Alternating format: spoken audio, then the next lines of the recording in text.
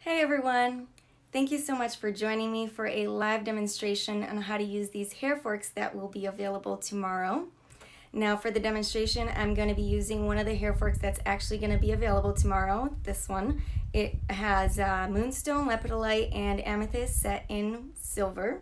I'll also have two hair forks in brass and two others in silver. Now if you haven't used one of these before, it's really easy. You're just going to grab your hair and you're going to twist it into a bun like you normally would. Now I like my buns a little messy, but if you like yours neat, you can do that as well. It works both ways. You're going to grab the hair fork and make sure it is upside down and facing you. You are going to insert it from the bottom up, loop it around, and insert it back down. And that's it. There you have it. You have the stones poking out a little bit, which is nice, and you can play around with the design. If you like a messier look, you can start pulling hairs down and have it like a messy hairdo. And you can also start pulling hair from back here to do a half ponytail, half bun kind of look. And it's really easy, so get creative, play around with it.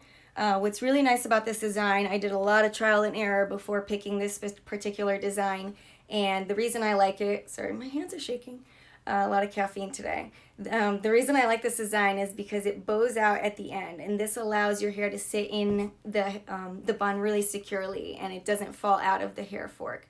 Another thing I like about this design is that it's straight right here in the middle. So that allows for an easy insertion into your hair. I've tried a design where this part was a little bit curved and it made it a lot harder to get it through. So as you saw previously, it was really easy to get it into the bun and you should have no problem.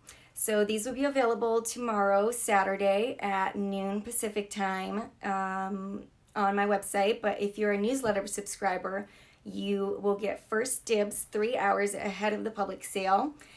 So keep an eye out for an email from me with the link for that. And if you haven't signed up and you would like to do so, you can head to the link in my bio and click on subscribe.